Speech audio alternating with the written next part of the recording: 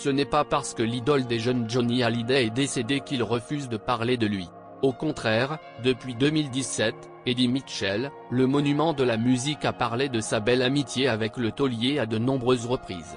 Il n'hésite pas à raconter plusieurs anecdotes. Le chanteur tient à préserver la mémoire de son ami, et ne participe pas à certains événements qui ne lui évoquent rien. Par exemple, la commémoration de l'esplanade Johnny Hallyday à Paris, sur laquelle trône fièrement une statue. « J'aime pas les places qui commémorent car les pigeons chient sur les statues, donc ça ne m'intéresse pas. C'est pas Johnny ça », explique-t-il, avant d'indiquer qu'il n'aime pas le concept. « Sur le principe je ne suis pas d'accord sur ce genre de choses. Les spectateurs paient pour des artistes qui eux ne sont pas payés et ça va soi-disant à une œuvre de charité. Je n'y crois pas beaucoup.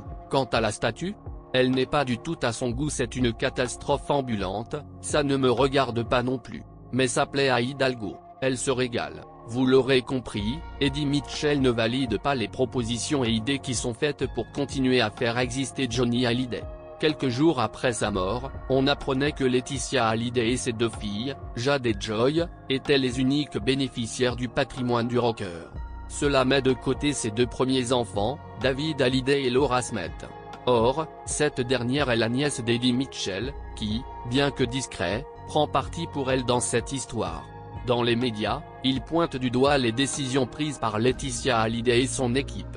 En effet, il n'est pas loin de penser qu'elle manque de respect à son défunt mari. « Ça ne m'intéresse absolument pas, ils font ce qu'ils veulent.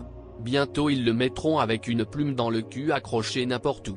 Je m'en fous », déclare-t-il dans 7 à 8 sur TF1. Il considère même que ce genre d'événement est assez morbide. Ce n'est visiblement pas comme cela qu'il souhaite se rappeler de son ami. Il préfère raconter des histoires, revenir dans le passé pour mieux le faire exister.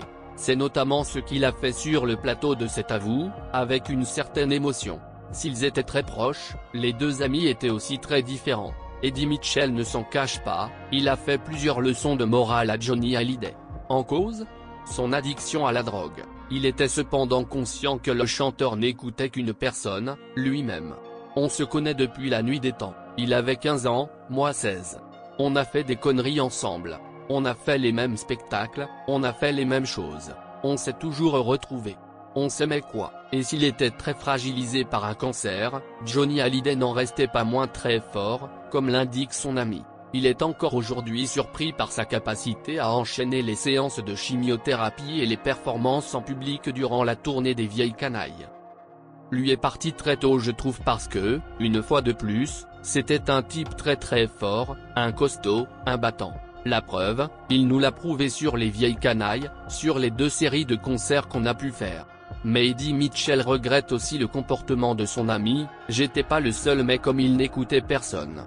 Voilà le résultat. Il est parti trop tôt », explique-t-il sur le plateau de C'est à vous, en répétant que Johnny Hallyday était un sale gosse, c'est le terme. Le chanteur aurait sans doute été très déçu de voir à quel point les relations dans sa famille et avec ses amis sont tendues. Mais il devait également se douter que la signature d'un tel testament n'allait pas être accueillie avec ferveur par tout le monde.